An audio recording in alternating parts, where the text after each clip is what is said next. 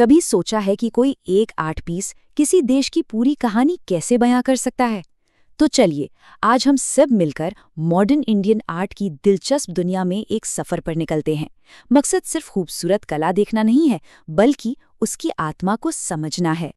तो सवाल ये है कि एक पूरी की पूरी आर्ट क्रांति को मैप कैसे किया जाए।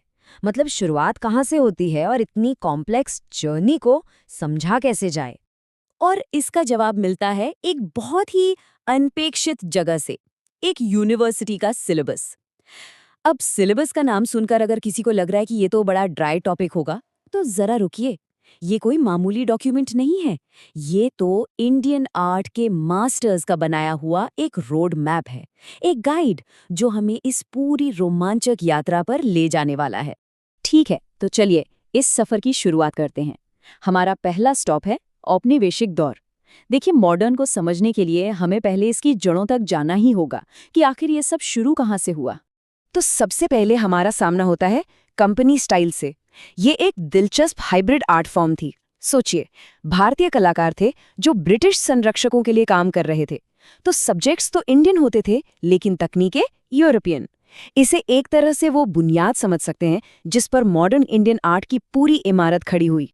लेकिन जैसा कि होता है, हर एक्शन का एक रिएक्शन होता है। इस औपनिवेशिक प्रभाव के जवाब में बंगाल में एक जबरदस्त पुनर्जागरण हुआ।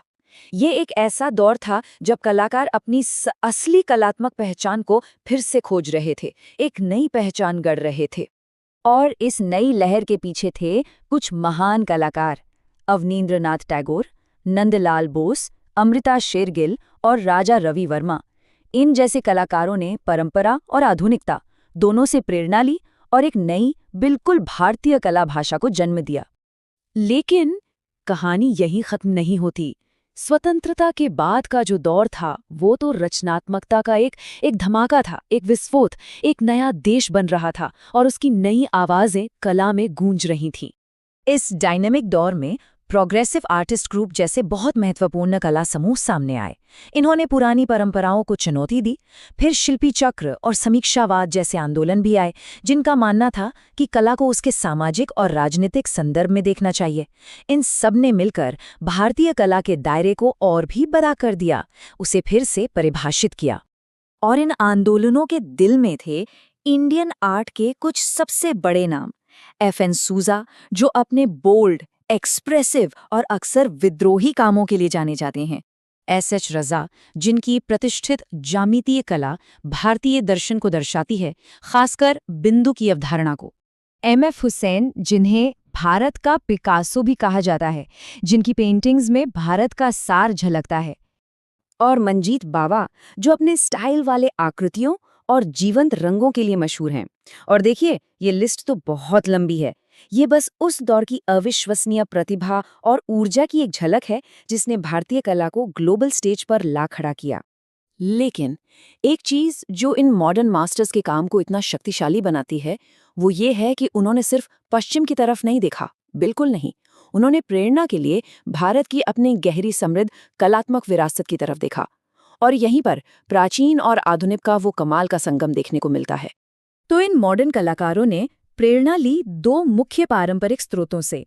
एक तरफ तो थी शास्त्रीय कला, मतलब वो कला जो हमारे प्राचीन ग्रंथों, मंदिर वास्तुकला और स्थापित सौंदर्य सिद्धांतों पर आधारित है, फॉर्मल और प्रामाणिक। और फिर दूसरी तरफ थी लोक और जनजातीय कला, जो सीधे गांवों और स्वदेशी समुदायों की परंपराओं, उनके अनुष्ठानों और उनकी रोजमर्रा की जिंदगी से निकलकर आती है, एकदम जीवंत और सहज। तो हमने देखा कि ये सफर कहाँ से शुरू हुआ, औपनिवेशिक नकल से, और कहाँ तक पहुंचा, एक आत्मविश्वास से भरी बहुआयामी आधुनिक पहचान तक। सच में ये एक देश की कला की खुद को खोजने और फिर पूरी दुनिया के सामने व्यक्त करने की एक अविश्वसनीय कहानी है। तो ये सिलेबस देखा जाए तो एक देश की कलात्मक आत्मा का नक्शा है, नकल से पहचान तक का सफर। पर ये हमें एक बहुत बड़े सवाल के साथ छोड़ जाता है, आगे क्या? कौन सी परंपराएं, कौन से विचार और कौन सी कहानियां भारत की अगली पीढ़ी के कलाकारों को प्रेरित करेंगी? खैर, इसका जवाब तो आने वाले वक्त के कैनवस पर ही देखने को मिलेगा।